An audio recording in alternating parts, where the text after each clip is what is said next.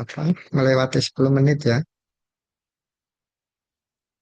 Iya dokter, monggo.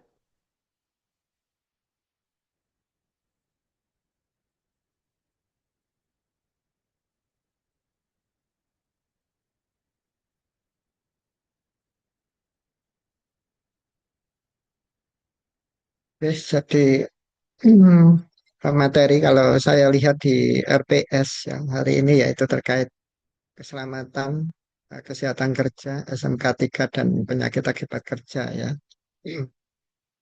Nah, nanti ada 4 poin yang mau kita bahas hari ini. Yang pertama yaitu terkait konsep keselamatan dan kesehatan kerja, SMK 3 rumah sakit ya. Kemudian kedua adalah prinsip dan metode pencegahan kecelakaan kerja di rumah sakit. Kemudian ketiga terkait analisis hazard dan pencegahan kejadian K3 di rumah sakit. Ya. Dan keempat nanti berbicara terkait penyakit bekerja di rumah sakit ya.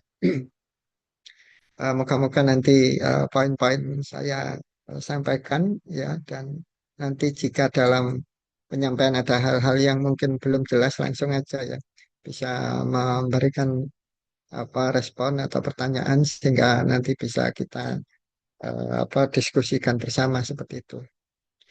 Oke ya, pertama terkait konsep ya bahwa keselamatan ya, kalau kita lihat keselamatan itu intinya adalah kita mampu mengendalikan kerugian dari kecelakaan. Gitu. Atau bahasa lain yaitu kemampuan untuk mengidentifikasi dan menghilangkan risiko yang tidak bisa diterima ya. Jadi kalau kita ngomong K3 itu sebenarnya bagaimana kemampuan kita mengendalikan apa potensi bahaya di tempat kerja. Ketika kita ngomong rumah sakit berarti potensi bahaya di rumah sakit. Nah, ketika kita mengendalikan, tentu kita harus tahu risiko apa yang ada di rumah sakit tadi. Maka dalam eh, aplikasi keselamatan kerja, terutama di rumah sakit, maka langkah pertama itu kita harus mampu mengidentifikasi potensi bahaya atau risiko di tempat kerja atau rumah sakit. Nah, ketika kita sudah tahu potensi bahaya atau risiko di tempat kerja, maka kemudian bisa kita kendalikan. Nah, potensi bahaya itu bisa mungkin potensi fisik, ya, mungkin suhu, ya, mungkin panas, ya, atau potensi kimia, mungkin bahan-bahan kimia ya di rumah sakit ya, di ruang operasi, ya, atau di farmasi dan lain. Atau potensi bahaya dari biologi ya, jadi bakteri, virus dan lain-lain yang memungkinkan ya terjadi penularan ya dari pasien ke tenaga medis atau antar pasien ya. Atau kemudian potensi bahaya kayak ergonomis ya, bagaimana metode cara kerja di rumah sakit sampai kemudian potensi bahaya psikologis ya. Nah, inilah yang kemudian nanti kita harus mampu identifikasi di dalam keselamatan tadi dan kemudian kita kendalikan ya, agar risiko eh, yang terjadi itu bisa kita kendalikan sehingga tidak terjadi eksiden atau kejadian atau kecelakaan ya. Ini adalah inti dari keselamatan ya. Nah, bahasa keselamatan ya aman ya adalah suatu kondisi di mana atau kapan munculnya sumber bahaya telah dapat dikendalikan ke tingkat yang memadai dan ini adalah lawan dari bahaya. Sehingga ketika kita sudah menjalankan K3 rumah sakit, kita harapkan kondisinya aman. Aman berarti kita mampu mengendalikan semua sumber bahaya yang sudah kita identifikasi, baik bahaya fisik, kimia, biologi, ergonomi, dan psikologi tadi, dan kemudian kita kendalikan bahaya-bahaya tadi. Maunya ada potensi penularan ya dari apa penderita umpamanya penyakit menular, ya umpamanya campak, HIV dan lain ya. Nah, kita kendalikan sehingga kemudian tidak terjadi penularan. Nah, ini yang kemudian saya sebut sebagai aman ya. Maka selamat, keselamatan kerja di rumah sakit ya, yang dicari adalah aman, yaitu pihak pengelola rumah sakit harus mampu mengendalikan semua potensi bahaya yang sudah kita identifikasi ya.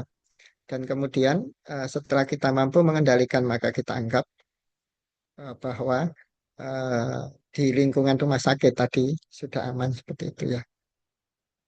Oke. Nah, kalau kita lihat ya faktor-faktor risiko kecelakaan kerja ya ada tiga ya yang terlibat di sini. Ada tenaga kerja, ada bahan, ada alat. Tenaga kerja itu bisa medis ya, tenaga medis atau non medis. Kalau di rumah sakit, tenaga kerja ini tidak hanya kemudian tenaga kerja medis atau non medis, tapi juga pasien masuk di sini. Juga bisa keluarga pasien, juga bisa pengunjung. Ya, kalau rumah sakit.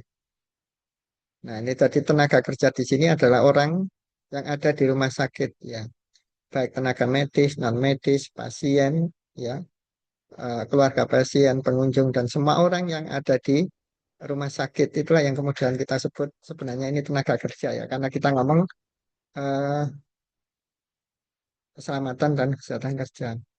Yang kedua itu bahan. Bahan itu adalah apa yang kita pakai dalam proses apa ya, kerja ya. Kalau operasi ya bahannya ya alkohol dan lain-lain begitu. Kalau di apa farmasi bahannya ya obat-obatan begitu. Kalau di apa di laundry ya bahannya apa tempat bahan-bahan yang dipakai untuk dicuci ya deterjen dan lain begitu. Bahan. Kemudian ketiganya alat. Ya, alat. Alat ini adalah alat-alat yang dipakai dalam menjalankan eh, apa diagnosis nah, fungsi-fungsi yang ada di rumah sakit. Nah, bahan, alat, dan tenaga kerja ini jika bertemu, maka akan mengakibatkan potensi risiko kecelakaan kerja. Ya. Makanya kemudian dalam pengendaliannya itu kalau bisa bahan, alat, dan tenaga kerja ini harus kita kendalikan.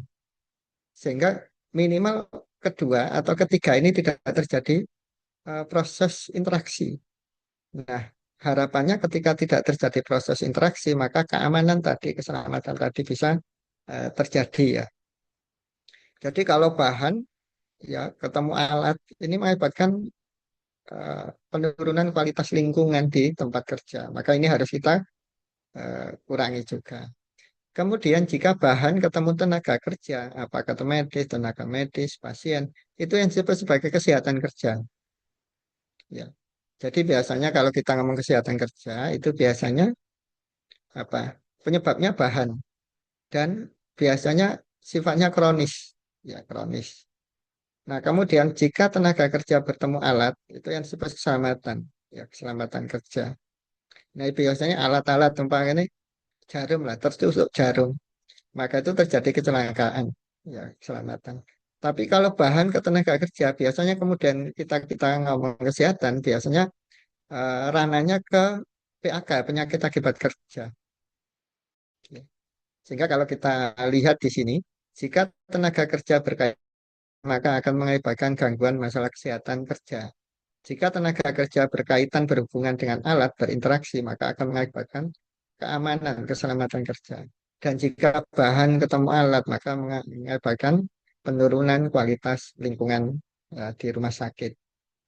Inilah kalau kita ngomong faktor-faktor ancaman ya risiko kecelakaan kerja. Makanya identifikasi bahaya nanti ya mulai dari tenaga kerja ya.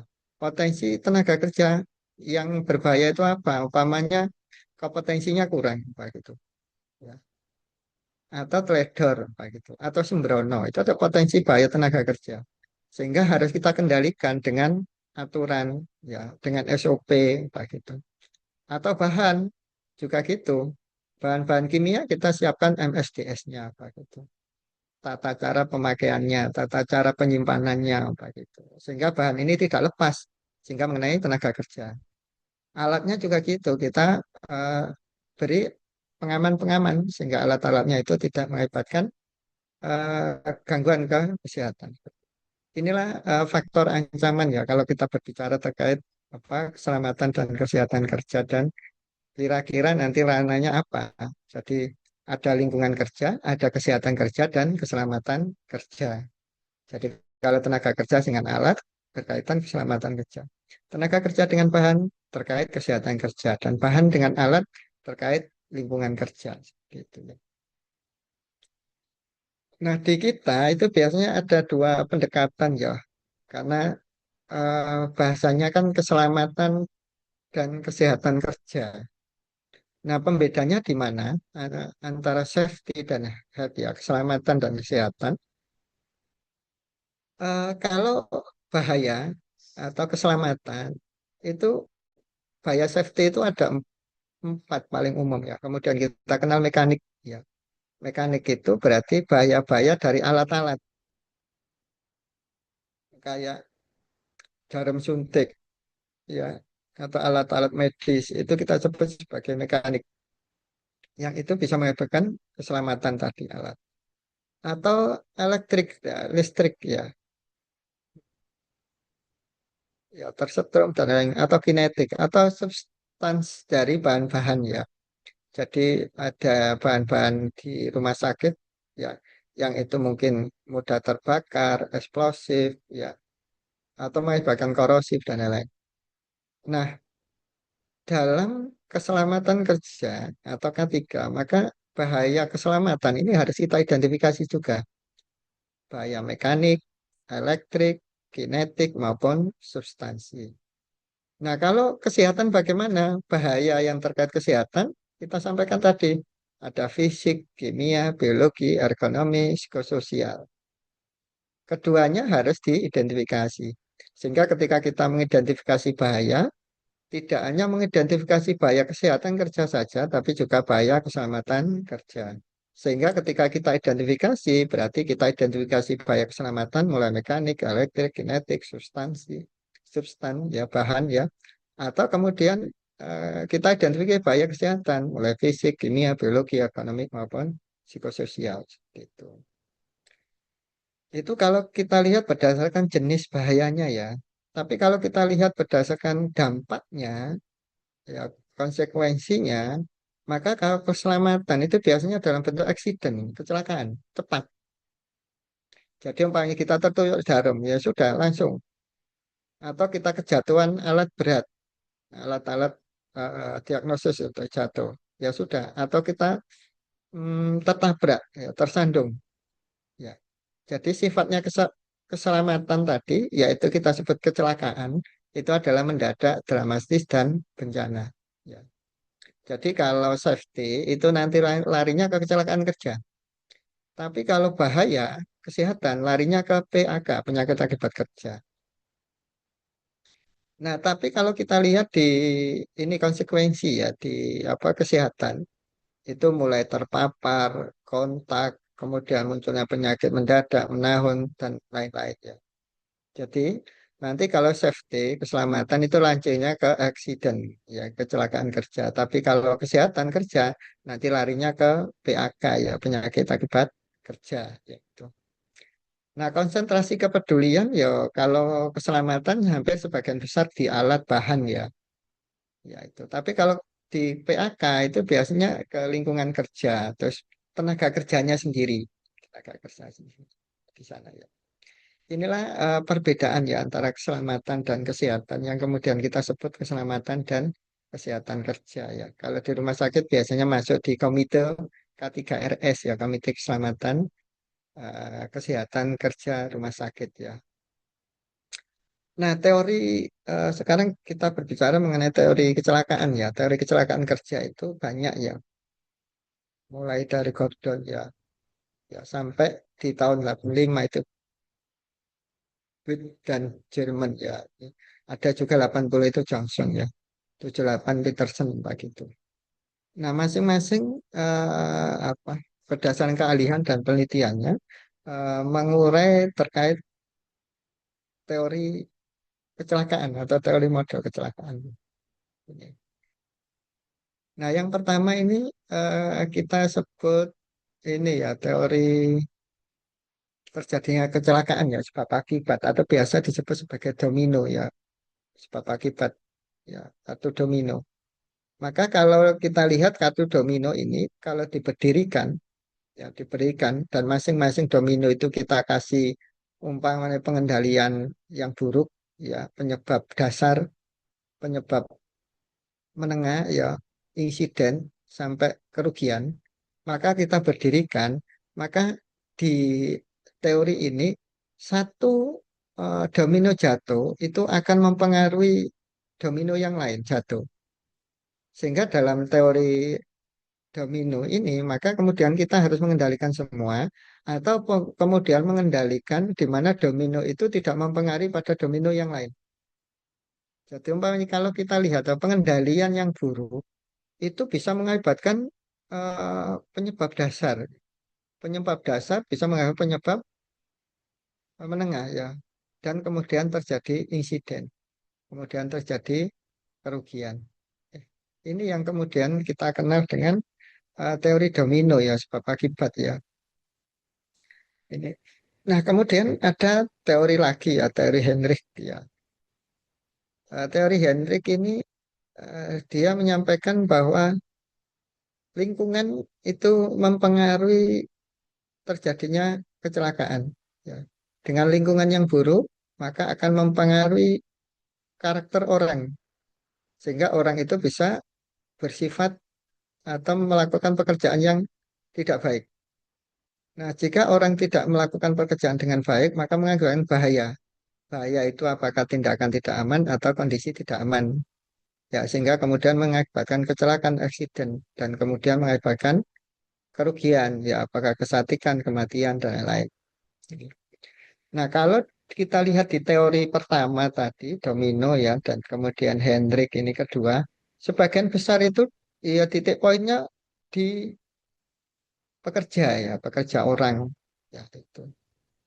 Jadi, kalau orangnya tidak benar, ya akan mengakibatkan rentetan tadi. Ya, jadi kalau lingkungannya tidak baik, kayak orang-orang yang bekerja itu juga tidak baik, ya tidak bekerja dengan baik, ya. Kemudian bisa mengakibatkan bahaya, bahayanya tindakan yang tidak aman atau kondisi tidak aman yang kemudian mengakibatkan eksiden. Ini teori kedua ya, teori yang mengedepankan teori pertama, kedua pekerja. Nah ini yang kasihan, ya pekerja sudah bekerja, tapi pekerja yang disalahkan ketika terjadi kecelakaan, Ya, gitu ya. Nah, kemudian eh, teori Van Ibit ya tahun 70 ya. Ini sudah agak eh, ini ya agak mengarah ke manajemen. Jadi manajemen pengendalian yang buruk dari manajemen ya itu menyebabkan apa? Penyebab dasar ya. Dan ini menyebabkan penyebab menengah tadi sama ya. Kontaknya itu mengakibatkan insiden, accident ya. Akhirnya loss jadi eh, apa? Kerugian ya. Nah, di Fang Ibit ini dia mencoba menggabungkan teori sebab akibat dan Henry tadi. Tapi dia basisnya itu sudah mengarah ke manajemen. Ya, jadi kalau pihak manajemen mengelola keselamatan kesehatan itu tidak baik, berefek pada penyebab dasarnya. Penyebab dasar berakibat pada penyebab menengah umpamanya sampai kemudian terjadi kecelakaan. Nah, di tahun 70 ini, yang mana sebelum tahun 70, kayak tadi 30, 40, 50, kecelakaan itu masih diarahkan ke pekerja. Tapi kemudian teori ini sudah mengarahkan ke bahwa manajemen itu juga terlibat dalam kecelakaan. Makanya manajemen itu harus juga melakukan upaya-upaya pengelolaan lingkungan. Maka ada SMK 3, Sistem Manajemen Keselamatan dan Kesehatan Kerja. Dan sampai sekarang, maka pusat pusat kecelakaan itu sudah tidak bersumber pada tenaga kerja, tapi pada manajemen. Sehingga kalau di rumah sakit ada apa komite K3 rumah sakit. Ya, itu bagian dari manajemen dalam melakukan upaya pengelolaan bahaya yang ada di tempat kerja. Sehingga nanti itu pun dilakukan pada saat audit, umpamanya akreditasi rumah sakit. Ya, pasti manajemen yang ditanya. Kenapa? Karena konsep kecelakaan yang dulunya itu titik poinnya adalah pekerja, ya apakah kesalahan pekerja, ketidakterampilan pekerja, kesembronoan pekerja mengakibatkan kecelakaan. Tapi konsep kecelakaan sekarang itu menekankan pada manajemen. Jika manajemen tidak mengelola dengan baik masalah K3, maka yang terjadi pekerja itu menjadi ceroboh, Pak gitu. Jadi titik poinnya di sini adalah pihak manajemen ya. Di tahun 70 sampai sekarang lebih fokus di sana ya. Ini ya ada beberapa yang kemudian nanti kita penyebab dasar itu loh ya kita ini tadi kan Bang Ibit ya. Terus kemudian BIT itu gabung ya dengan Jerman ini membentuk teori baru ya itu. Jadi yang pengendalian pengendalian apa yang tidak baik tadi jika umpamanya manajemen tidak membuat program yang baik terkait pengendalian bahaya baik itu. Manajemen tidak menyediakan SOP standar yang baik ya apa gitu dan lain-lain ya. Jadi apa pekerja ya di awal ini penyebab ini sebenarnya semuanya berawal dari manajemen sehingga manajemen itu benar-benar ini disiapkan, dikelola dengan baik. Jika program standar compliance ini berjalan dengan baik ya, maka kemudian diharapkan faktor pekerjaan dan faktor personal tenaga kerja itu akan baik. Jika program tidak baik, maka faktor pekerja itu ya tadi ya terkait pada pendidikan, keterampilan itu juga tidak baik. Faktor pekerjaan itu banyak suhu, ya tadi ergonomi, masalah ergonomi, psikososial itu juga tidak baik. Maka intinya adalah yang pertama, jika manajemen ketiganya baik, maka faktor personal pekerja ini akan menjadi baik. Termasuk faktor lingkungan kerja itu juga menjadi baik faktor pekerjaan. Nah, itu menjadi basis penyebab dasar. Makanya penyebab dasar kedua manajemen sudah diperbaiki, maka faktor-faktor personel tenaga kerja itu juga harus diperbaiki. Dan faktor lingkungan kerja itu juga diperbaiki, faktor pekerjaan.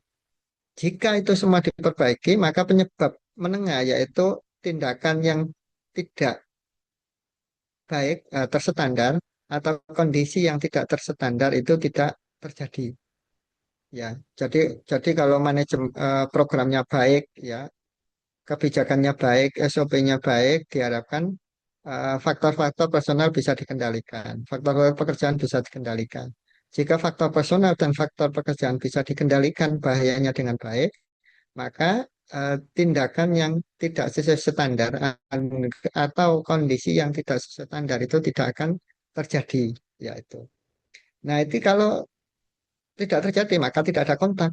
Tapi kalau buruk, maka terjadi kontak antara energi bahan dengan tenaga kerja. Tadi yang kita ngomong segitiga tadi. Jadi kalau terjadi kontak, maka terjadi insiden. Bahan ke tenaga kerja mengakibatkan insiden PAK. Alat ke tenaga kerja kalau terjadi kontak, maka bahkan kecelakaan kerja. Sehingga kemudian akan menimbulkan kerugian. Kerugian itu tadi kematian, ya cedera, kerusakan apa, fasilitas dan lain-lain. Ini ya. Nah, kalau kemudian bisa kita runut lagi, ya ini tadi ya, kalau kita berbicara terkait penyebab, ya manusia, peralatan, material, lingkungan, ya nanti bisa di kontak, ya ini tadi. Kalau kecelakaan ya kontak, ya menabrak, terpukul, jatuh, ya tertusuk, ya terjepit, terpotong, ya. Ini adalah kontak insiden. Ya, jadi kalau bahan atau alat bertemu dengan tenaga kerja, tapi kalau di rumah sakit sekali lagi bahwa tidak hanya tenaga kerja di sana, tapi juga pasien, ya, keluarga pasien dan pengunjung ya. Jadi bisa masing-masing ini ya, kegagalan mesin atau masalah pencemaran ya, lingkungan itu alat dengan bahan mengakibatkan pencemaran. Itu di insiden, insiden mengakibatkan kecelakaan kalau terjadi. Atau penyebab langsung ini ada dua ya, perbuatan tak tidak aman dan kondisi tidak aman, tidak standar. Nah, contoh perbuatan tidak aman itu adalah operasi tanpa otorisasi, yang tadi ya, gagal memperingatkan, ya, gagal mengamankan, kecepatan tidak layak, membuat alat pengaman tidak berfungsi, Pak gitu ya. Ini perbuatan tak aman. Tapi ada kondisi yang tak aman, Pak gitu. pelindung pembatas tidak layak, APD kurang tidak layak. Jika perbuatan tindakan tidak aman dan kondisi tidak aman, maka akan mengakibatkan potensi kecelakaan tadi, kontak tadi. Ya. Nah, kalau kita berbicara terkait penyebab dasar ya, ini ada penyebab penyebab dasar ini ada faktor pekerja, faktor individu, pribadi. Makanya kemampuan fisik atau fisiologi tidak layak, kemampuan mental tidak layak, stres, ya depresi dan lain. Atau faktor kerja ya, pengawasan, engineering dan lain-lain. Maintenance ya, standar kerja ya. Ini jika ini kita kendalikan dengan baik, maka diharapkan tidak terjadi kecelakaan. Dan terakhir adalah eh, lemahnya pengendalian tadi ya. Ini adalah biasanya ya manajemen di sini yang melakukan programnya tidak sesuai, standar tidak tahu, kepatuhan terhadap peraturan perundangan tidak dilakukan. Sehingga dalam teori ini, kalau kita usul, kita runut, maka sebenarnya manajemen itu menjadi puncak penyebab awal dari kecelakaan. Jika manajemen itu baik, di mana dia membuat program dengan baik, membuat standar SOP dengan baik, ya, dan kemudian patuh terhadap semua aturan peraturan perundang-undangan, diharapkan bahwa faktor pribadi dan faktor pekerjaan itu menjadi baik. Dan kemudian kalau faktor individu baik, faktor pekerjaan baik, maka tidak akan terjadi tindakan yang tidak aman atau kondisi tidak aman. Sehingga kalau tidak ada tindakan tidak aman atau kondisi tidak aman, diharapkan sudah tidak terjadi kecelakaan atau PAK. Inilah yang kemudian poin-poin di dalam teori kecelakaan kerja ya. Nah, dalam eh, pengendalian tadi bahwa K3 itu fokus akhirnya pengendalian. Kita lihat. Jadi identifikasi dan pengendalian. Nah, di titik ini, itulah yang kemudian menjadi tugas fungsi dari K3. Bagaimana mampu mengendalikan risiko sehingga risiko tidak menjadi eksiden kecelakaan. Nah, jika risiko itu menjadi eksiden kecelakaan, maka otomatis bahwa upaya pengendalian itu gagal. Umpamanya gini, di rumah sakit ada risiko eh, tertular penyakit infeksi yang lain, umpamanya TBC. Nah, fungsi K3 itu mengendalikan agar orang lain atau tenaga medis atau non medis tidak tertular pada pasien yang menderita TBC. Itu fungsi dari K3. Tapi kalau sampai tertular, maka berarti gagal. Upaya K3 di rumah sakit tadi gagal ya. Nah, ini ada beberapa tahapan ya di dalam melakukan pengendalian risiko K3 ya. Ada eliminasi ya. Jadi kalau ada bahan atau alat yang memang tidak bisa dikendalikan ya mending diganti ya. Bukan diganti tapi dihilangkan ya. Atau yang kedua disubstitusi diganti dengan bahan yang tidak berbahaya atau dilakukan rekayasa engineering. Umpamanya kalau umpamanya ada genset takutnya gensetnya meledak atau yang lain maka kemudian dikasih pelindung begitu. Atau bising ya sudah dikasih ruang khusus ya. Nah, sehingga kemudian apa suaranya tidak keluar. Atau pengendalian secara administratif ya, ini pengaturan jam kerja, pemindahan jam kerja ya kan, terus pemberian pekerjaan sesuai dengan kompetensi ya, ini pengendalian administrasi. Dan terakhir adalah pemakaian alat pelindung diri atau APD ya. Nah, lima inilah hierarki dari pengendalian risiko yang ada ya, mulai satu, dua, tiga, empat, dan lima ya. Yang lain ya tentu adalah kepatuhan terhadap peraturan perundang-undangan tadi ya. Jadi kalau kepatuhan itu ya semua peraturan perundang-undangan harus dipatuhi di rumah sakit sehingga kemudian itu tidak terjadi kecelakaan. Atau standarisasi ya, standarisasi penentuan harus sesuai dengan standar yang ada, baku mutu yang ada. Dan juga kemudian tenaga K3 itu harus melakukan inspeksi atau pemeriksaan setiap saat, di mana ada potensi-potensi bahaya ditemukan, segera kemudian dikendalikan. Ada potensi bahaya tadi tidak mengakibatkan kecelakaan, ya. Atau riset-riset medis, atau kemudian melakukan pendidikan pelatihan bagi tenaga kerja, ya baik medis, non medis, umpamanya ada alat baru, maka dilakukan pendidikan pelatihan agar apa? Menguasai dan alat tadi tidak mengakibatkan masalah kecelakaan terhadap tenaga kerja. Ya. Tuh. Dan semuanya itu terkait juga asuransi ya. Bagaimana kemudian nanti tenaga kerja itu ya diikutkan BPJS, BPJS Ketenagakerjaan, Pak gitu. Tidak hanya BPJS Kesehatan, Pak gitu. Ya. Dan terakhir adalah penerapan K3 di tempat kerja. Ya. Oke, itu adalah eh, materi awal ya terkait konsep kecelakaan, pengendalian sebelum kita masuk di manajemen keselamatan dan kesehatan kerja. Kami persilakan mungkin ada yang mau disampaikan, ditanyakan.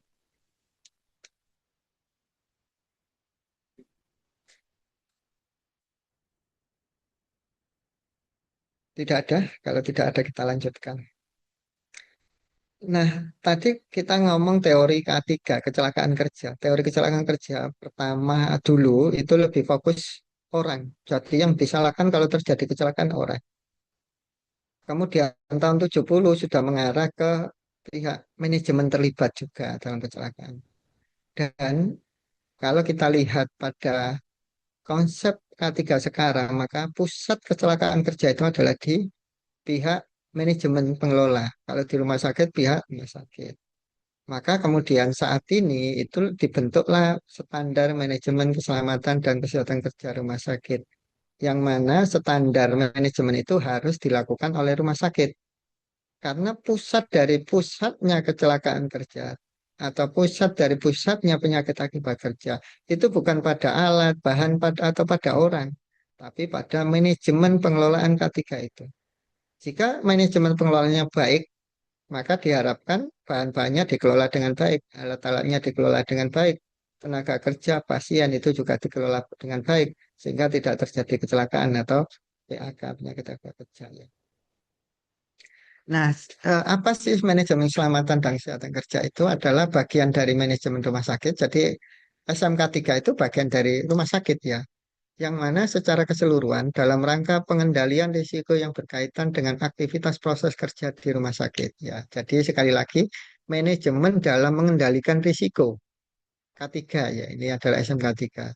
Sehingga terciptanya lingkungan kerja yang sehat, selamat, aman, itu tadi sehat, selamat, aman ya, dan nyaman bagi sumber daya manusia rumah sakit, pasien, pendamping pasien, pengunjung maupun lingkungan rumah sakit. Jadi target K3 itu tidak hanya, sekali lagi tidak hanya pada tenaga kesehatan, tenaga medis atau tenaga non medis, tapi juga melekat pada pasien, melekat pada pendamping pasien, melekat pada pengunjung maupun lingkungan rumah sakit. Sebagai contoh, Pak, ya, jika ada pasien yang tertular penyakit di rumah sakit, ketika dia masuk, umpamanya tidak menderita penyakit TBC, gitu, kemudian dia tertular di rumah sakit penyakit TBC, maka itu menjadi tanggung jawab rumah sakit, terutama K3-nya, baik itu.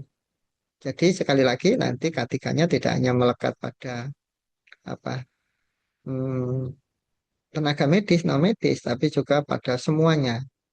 Apalagi nanti kalau terjadi kecelakaan, umpamanya terbunuh di rumah sakit karena jatuh ya, jatuh kepleset kemudian meninggal, maka itu menjadi temuan yang luar biasa dan rumah sakit wajib bertanggung jawab dan pihak berwenang yang diminta tanggung jawab pihak pengelola rumah sakit ya.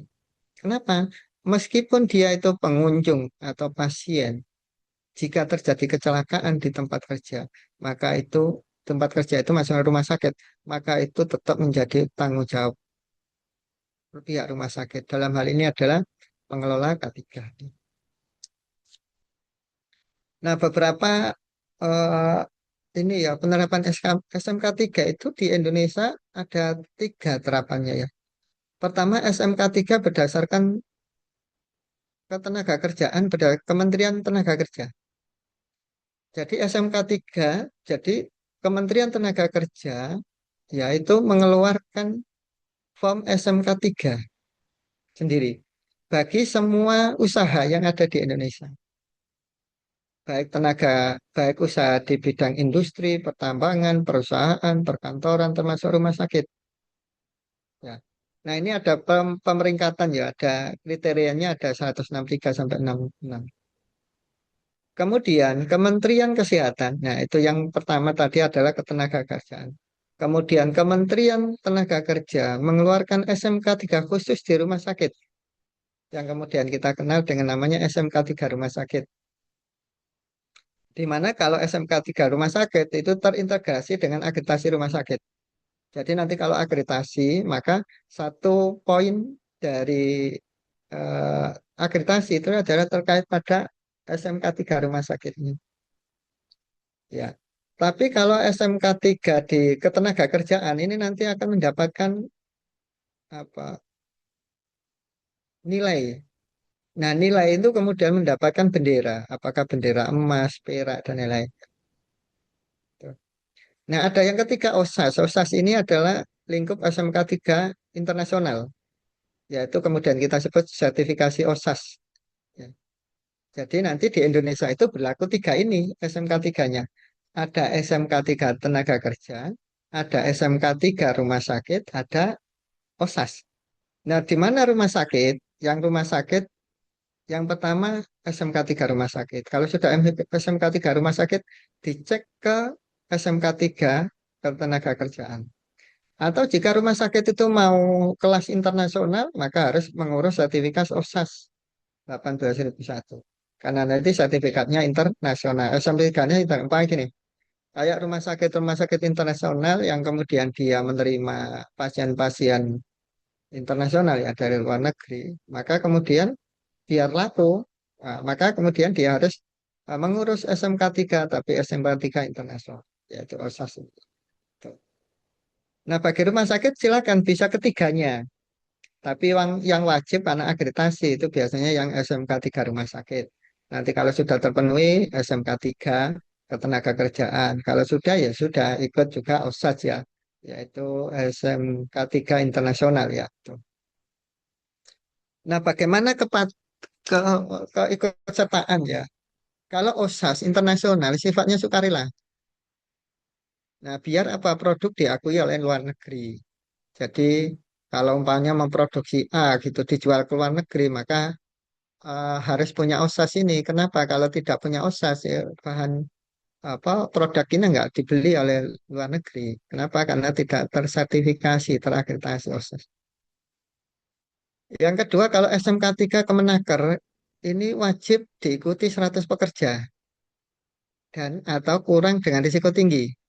Jadi bagi perusahaan yang memiliki pekerja lebih dari 100 pekerja wajib melaksanakan SMK 3. Tapi kadang kurang dari 100 pun tetap wajib kalau risiko tinggi kayak pertambangan, gas, pengeboran minyak itu meskipun kurang dari 100 sudah wajib melakukan SMK 3. Dan ketiga SMK 3 rumah sakit wajib bagi semua rumah sakit ya yang kemudian nanti dicek melalui akreditasi rumah sakit ya. Ini ya makanya nanti di penerapan SMK 3 itu di rumah sakit itu juga ada tiga pilihan ini. Apakah pakai panduan SMK 3 rumah sakit dari Kemenaker, apakah SMK 3 dari eh, Kementerian Tenaga Kerja, atau kemudian OSAS kelas internasional ya, standar internasional ya. Gitu. Nah, SMK 3 Kemenakes ya ini saya menyampaikan untuk OSAS sama tenaga kerja tidak saya sampaikan ya khusus untuk SMK 3 Kemenkes ya Kementerian Kesehatan karena itu nanti yang dipakai dalam akreditasi rumah sakit. Maka terdiri dari elemen 1, 2, 3, 4, 5 elemen ini. Pertama elemen kebijakan K3 ya. Jadi elemen ini setiap rumah sakit harus punya kebijakan terkait K3 dalam pencegahan kecelakaan dan maupun PHK. Kedua, elemen perencanaan. Jadi setiap rumah sakit wajib punya perencanaan terkait K3. Kemudian pelaksanaan. Ini adalah semua rumah sakit wajib melaksanakan program-program keselamatan dan kesehatan kerja. Kemudian elemen keempat adalah pemantauan dan evaluasi ya. Jadi semua rumah sakit harus melakukan monitoring, evaluasi, termasuk audit internal untuk memastikan bahwa pelaksanaan K3 di rumah sakit itu berjalan dan kemudian melakukan tinjauan ulang. Ya. Nah, ini standar kebijakan K3 ada pertama komitmen dan kebijakan, Pak gitu. Maka pihak rumah sakit itu biasanya wajib ada komitmen dan kebijakan. Komitmen ini contoh bahwa direktur berkomitmen atau rumah sakit A berkomitmen untuk melaksanakan keselamatan dan kesehatan kerja, Pak gitu. Jadi ada komitmen itu ada satu lembar ya tertulis dan kemudian ditandatangani direktur atau kebijakan ya kebijakan SK direktur atau apa terkait penerapan K3 di rumah sakit ya itu langkah pertama. Jadi langkah pertama dalam penerapan SMK3 itu adalah adanya komitmen dan kebijakan. Kalau komitmen dan kebijakan tidak ada maka SMK3 tidak mungkin bisa dilaksanakan karena komitmen dan kebijakan inilah pintu masuk bagi rumah sakit untuk melakukan manajemen K3. Yang kedua, perencanaan. Perencanaan itu pertama yaitu melakukan identifikasi bahaya, penilaian, dan pengendalian risiko. Sekali lagi tadi bahwa K3 itu intinya adalah kita mampu mengidentifikasi dan mengelola, mengendalikan risiko atau potensi bahaya. Nah, makanya di dalam perencanaan itu langkah pertama melakukan identifikasi itu. Kemudian membuat peraturan-peraturan rumah sakit di mana peraturan-peraturan itu menginduk peraturan kementerian pusat dan kemudian juga peraturan tadi mengikat bagi seluruh tenaga ya yang ada di rumah sakit. Ada tujuan sasaran, ada indikator kinerja sampai adanya program. Jadi di elemen kedua ini ada ini ya 1, 2, 3, 4, 5, 6 ini ya poinnya dan masing-masing harus dilakukan. Kemudian standar ketiga itu pelaksanaan. Nah, K3 rumah sakit itu ada 8 ya pengendalian ya. Pertama manajemen risiko K3RS. Jadi kalau kita ngomong SMK3 yang pertama harus kita melakukan manajemen risiko K3RS. Yang kedua melaksanakan keselamatan dan keamanan di rumah sakit. Ya, jadi programnya ya. Jadi setelah melakukan identifikasi risiko di langkah pertama, yang kedua itu melakukan upaya keselamatan dan keamanan. Ya, terutama tadi yang berkaitan safety tadi ya. Ketiga, pelayanan kesehatan kerja, pemeriksaan bagi pekerja ya, pemeriksaan awal ya, berkala ya, itu dilakukan di sini. Kemudian keempat, pengelolaan bahan berbahaya beracun ya, ini. Jadi keempat ini adalah pengelolaan bahan berbahaya beracun. Kemudian kelima, pencegahan dan pengendalian kebakaran. Ya. Keenam, pengelolaan sarana dan sarana ya dari aspek K3 tentunya ya. Ketujuh, pengelolaan peralatan medis dari aspek keselamatan dan kesehatan kerja. Dan kedelapan, kesiapsiagaan menghadapi kondisi darurat atau bencana. Delapan, inilah tupoksi dari K3 rumah sakit. Sehingga nanti bagi Bapak Ibu umpamanya teman-teman semua yang menjadi pengurus komite K3 rumah sakit, maka 8 poin inilah menjadi tugas pokok dari Bapak Ibu nanti ketika menjadi tenaga komite K3. Kemudian standar 4 yaitu pemantauan dan evaluasi kerja K3S ya, mulai pemeriksaan, pengujian, pengukuran, audit internal. Nah, ini kita harus lakukan. Makanya kita tidak hanya melakukan program-program K3, tapi juga kita harus selalu monitoring ya, melakukan pengukuran lingkungan kerja, lingkungan termasuk di luar ya kalau dimungkinkan, termasuk kemudian melakukan audit internal ya. Dan terakhir adalah elemen kelima tindakan perbaikan yaitu tinjauan manajemen. Nah, kalau kita lihat di SMK3 ini, maka identifikasi risiko itu bisa kita lakukan di Januari, Februari, Maret ya. Atau Februari ya, April, Mei, Juni, Juli sampai bulan 10, 11 itu pelaksanaan dan tindakan perbaikan itu biasanya dilakukan di bulan 11 sampai 12 ya tinjauan manajemen ini. Nah, ini adalah standar tadi ya ruang lingkup K3RS yang kemudian kita sampaikan. Ini yang pertama tadi manajemen risiko K3RS ya. Mulai persiapan, terus kemudian identifikasi bahaya, analisis risiko, ya, kemudian kita lakukan evaluasi risiko. Evaluasi risiko itu untuk menentukan status risiko, risiko rendah, sedang atau tinggi. Kemudian pengendalian risiko sampai komunikasi dan pemantauan. Ini ya. Kemudian, nah ini kalau melakukan manajemen risiko ya. Jadi ini adalah alir, bahkan alir untuk melakukan manajemen risiko. Ini beberapa metode dalam melakukan manajemen risiko ya, bisa pakai HIRAK ya, atau IKRA ya, atau HFA ya, HVA ya, atau SRA. Monggo nanti masing-masing bisa disesuaikan ya. Nah, ini keselamatan ya, mulai identifikasi penilaian risiko, pemetaan area berisiko sampai upaya pengendalian ya dari masalah keselamatan ya. Kemudian yang ketiga itu tadi tugas pokok K3RS adalah pelayanan kesehatan ya, mulai pemeriksaan kesehatan sebelum kerja, kesehatan berkala khusus sampai pada pemeriksaan kesehatan pasca bekerja, umpamanya pensiun, mau pensiun diperiksa. Ya, ini. Kemudian pengelolaan ini ya limbah B3 ya, ini ada beberapa tugas yaitu identifikasi dan inventarisasi bahan-bahan berbahaya semuanya yang ada di rumah sakit ya, itu menjadi itu tanggung jawab ini. Kemudian menyiapkan dan memiliki lembar data keselamatan ya, MSDS ya, pembuatan pedoman standar prosedur ya, penanganan keadaan darurat sampai pelengkapan fasilitas keamanan ya, ini harus kita siapkan ya. Kemudian pencegahan dan pengendalian kebakaran ya, ini tadi kebakaran mulai identifikasi ya, pengendalian kebakaran, simulasi dan lain-lain. Kemudian pengendalian kelistrikan ya, mulai dari listrik, air, tata udara, genset, semuanya itu menjadi tanggung jawab K3 untuk mengamankan pengendalian.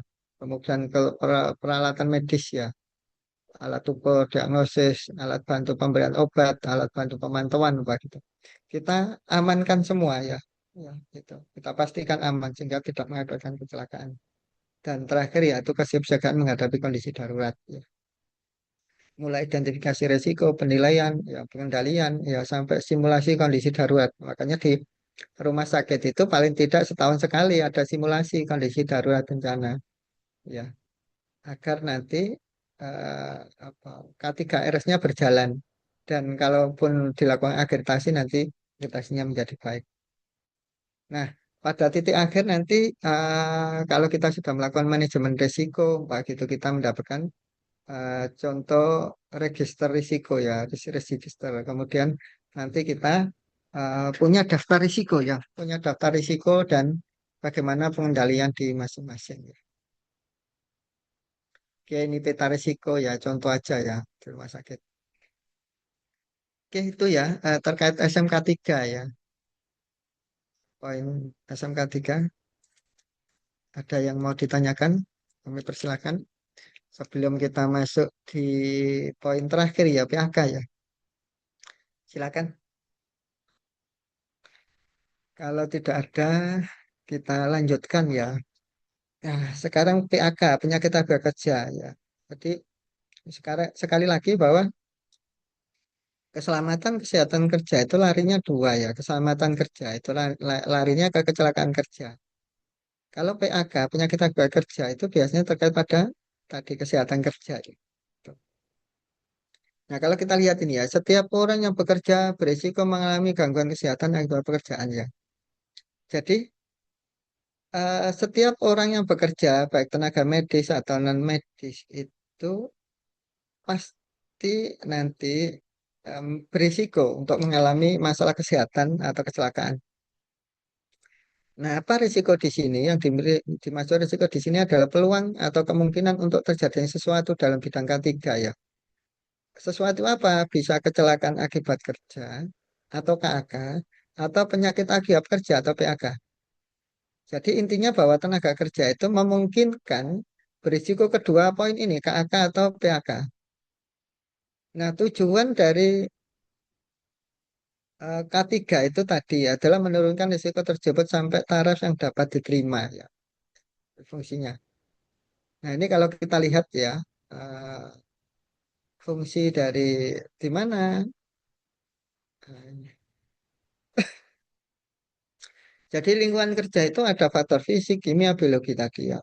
Nah, risiko itu harus kita cegah.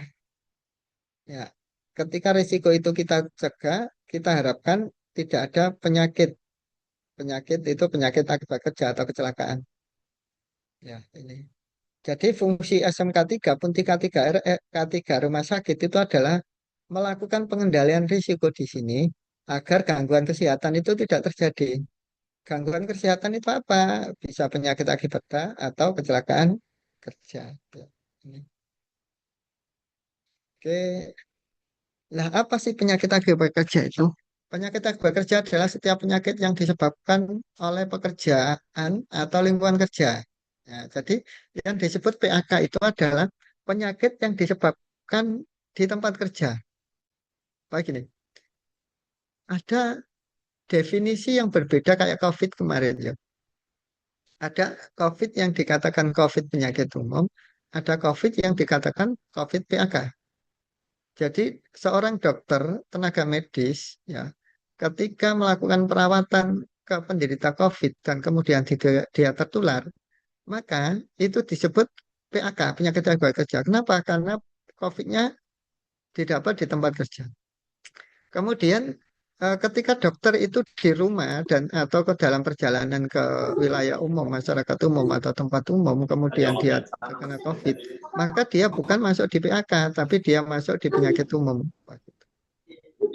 Jadi intinya bahwa apa penyakit akibat kerja itu adalah setiap penyakit yang terjadi karena faktor pekerjaan dan larinya nanti berbeda. Kalau PAK penyakit akibat kerja nanti larinya ke BPJS ketenaga kerjaan. Ya. Tapi kalau penyakit umum nanti larinya ke BPJS kesehatan. Ya itu. Makanya kadang kita satu tenaga kerja itu kalau rumah sakit ya memang disarankan dua punya BPJS kesehatan sama BPJS ketenaga kerjaan. Karena BPJS kesehatan nanti larinya jika kita sakit umum.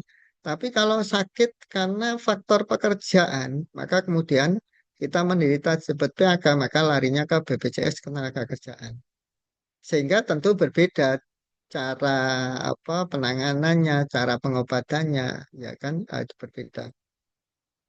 Gitu. Nah, penyakit akibat kerja lagi ya adalah kalau kita lihat di Permenkes nomor 5 tahun 2016 ya, adalah penyakit yang disebabkan oleh pekerjaan dan atau lingkungan kerja termasuk penyakit terkait kerja. Penyakit terkait kerja adalah penyakit yang mempunyai beberapa agen penyebab dan faktor pekerjaan dan atau lingkungan kerja memegang peranan bersama dengan faktor risiko lain. Nah, PAK ini selain eh, penyakit yang disebabkan di tempat kerja, bahkan penyakit tadi kalaupun tidak disebabkan mandiri di tempat kerja, tapi ada faktor lingkungan lain, itu juga disebut sebagai penyakit akibat kerja. Umpamanya seseorang dia kerja di industri, Mbak gitu. Kemudian industrinya pertambangan, Mbak gitu. Dia dia terkena debu pertambangan sehingga kemudian menderita kanker paru. Tapi dia juga merokok, Mbak gitu. Maka eh, kanker parunya itu tidak hanya disebabkan oleh rokok, jika itu juga disebabkan oleh partikel di tempat kerja, maka itu juga disebut sebagai PAK, penyakit akibat kerja. Ya. Oke, ini beberapa definisi ya. Nah, itu tadi sudah saya sama. Apa bedanya KAK dan PAK? Tadi sudah kita sebutkan. Penyakit akibat kerja itu kronis. Ya, penyebabnya spesial tunggal. Jadi kalau PAK itu kronis. Kalau KAK ini eh, biasanya alat traumatis kimia akut. Ya, ini jadi perbedaan antara PAK sama KAK di situ. Nah, ini tadi penyakit pada pekerja itu ada diidentifikasi penyakit umum, ya penyakit yang tidak disebabkan di tempat kerja, umpamanya flu. Kemudian flu dia dapat dari luar, Pak. Itu disebut penyakit umum. Yang kedua penyakit terkait kerja, ya penyakit terkait kerja itu adalah penyakit yang disebabkan di tempat kerja, tetapi juga ada faktor risiko luar yang menyebabkan pemberatan dari penyakit tadi. Dan terakhir penyakit akibat kerja. Penyakit yang benar-benar disebabkan faktor lingkungan kerja. Nah, untuk poin satu disebut penyakit umum. Nah, tapi poin 2 dan 3 itu sudah disebut sebagai penyakit akibat kerja. Nah, pelayanan penyakit akibat kerja rumah sakit ya, ini ada dua ya, diagnosis penyakit akibat kerja dan tata laksana penyakit akibat kerja. Jadi di rumah sakit itu juga memang kalau kita ngomong K3RS, maka juga harus ada pelayanan penyakit akibat kerja di rumah sakit. Pertama, rumah sakit ini mendiagnosis penyakit akibat kerja dan kedua melakukan pengobatan lah, pengobatan ya, tata laksana penyakit akibat kerja ya. Ini diagnosis ini ya. Jadi eh, rumah sakit paling tidak punya dokter kesehatan kerja ya, dokter kesehatan kerja ya. Di mana dokter kesehatan kerja ini yang mampu mendiagnosis apakah dia penyakit umum atau tidak. Nah, kalau sudah dipastikan dia menderita penyakit bekerja, ya segera kemudian diobati penyakit bekerja. Kenapa? Karena kalau PAK itu diobati, pengobatannya sumbernya dulu. Karena kalau sumber penyakitnya itu, maksudnya di tempat kerja itu belum diobati, belum diselesaikan, ya penyakitnya nggak sembuh-sembuh. Nah, gitu ya. Nah, ini contoh, ini ya pemeriksaan kesehatan berkala khususnya, ini bagian dari langkah-langkah tadi. Nah, ini langkah-langkah diagnosis ya PAK, tegakkan diagnosis klinis. Jadi ada pemeriksaan ya, anamnesis, riwayat penyakit dan lain-lain ya. Kedua, tetapkan adanya pajanan. Jadi kalau sudah disebut PAK, disebut oh ini sudah terdiagnosis sakit, sakit paru ya, atau yang lain ya, sakit paru begitu. Tetapkan adanya pajanan adekuat relevan. Kemudian kita cek di tempat kerjanya ada nggak bahan-bahan yang menyebabkan dia menjadi penyakit paru. Nah, ini di langkah 3. Ternyata bahwa di tempat kerjanya ada tadi partikel batu bara. Oh, partikel batu bara bisa mengakibatkan masalah penyakit paru. Pak gitu. Maka kemudian eh, kita cek ya terkait faktor individunya. Ya. Atau faktor luar pekerjaan tadi. Apakah dia terpapar faktor-faktor lain di luar tempat kerja? Nah, kemudian terakhir itu kita menetapkan apakah si bersangkutan ini masuk di PAK atau diperberat pekerjaan atau bukan PAK. Nah, kalau sebagai PAK atau diperberat pekerjaan, maka dia masuk ke BPJS Ketenagakerjaan. Maka si dokter itu nanti akan memberikan eh, rekomendasi untuk BPJS-nya Ketenagakerjaan. Tapi kalau bukan PAK, maka si dokternya nanti akan merekomendasi BPJS Kesehatan. Nah, ini penata laksana PAK tanda medis dan okupasi ya, medis ya. Ya, jadi perawatan ya dari penyakit yang diderita, terutama penyakit akibat kerja ya. Kemudian juga tata laksana okupasi ya. Ini terdiri dari penetapan kelaikan kerja, program kembali bekerja, dan penentuan kecacatan. Jadi nanti umpamanya cacat, umpamanya jari-jarinya terpotong hilang. Nah, dia kemudian nanti ada program pengembalian bekerja normal dan kemudian ada program apakah dia tetap bisa bekerja di unit itu atau tidak dengan kondisi umpamanya jari-jari terpotong. Ya, dia bisa kemudian dipindahkan ke tempat lain dan kemudian ada penentuan kecacatan di sana. Nah, umpamanya penentuan kecacatan jari-jari terpotong. Maka jari-jari terpotong nanti akan dapat santunan dari BPJS Ketenagakerjaan dan ada hitungannya. Kalau jari terpotong berapa dan lain-lain ya ada hitung-hitungannya. Nah, kalau kalau kita BPJS Kesehatan ya sudah selesai. Apa berobat sembuh selesai ya selesai. Tapi kalau BPJS Ketenagakerjaan bahkan ketika dia sakit umpamanya 6 bulan karena faktor pekerjaan, maka 6 bulan itu mereka akan dapat ganti rugi ya dari gaji ya tetap ya semuanya dapat ganti.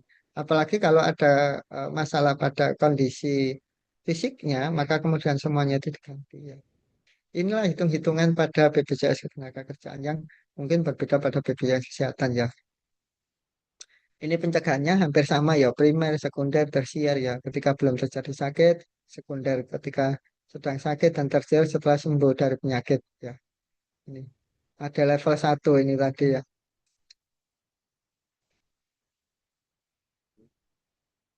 Halo, Assalamualaikum. Ya,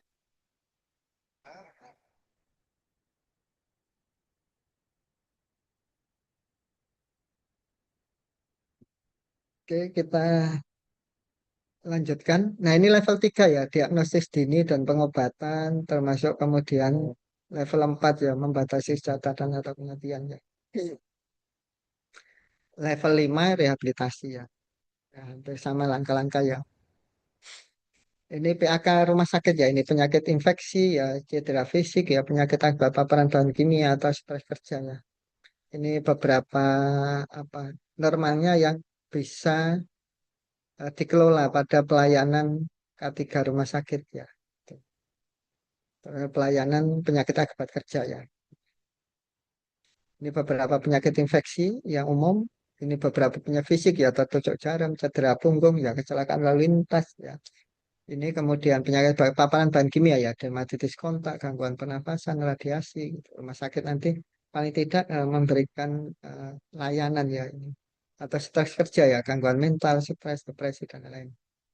Oke, itu ya poin-poin terkait ini ya, keselamatan kesehatan kerja SMK 3 dan tenaga kerja ya. Kami persilakan jika ada yang mau ditanyakan atau didiskusikan ya dari materi keselamatan kesehatan kerja dan PAK tadi. Kami persilakan.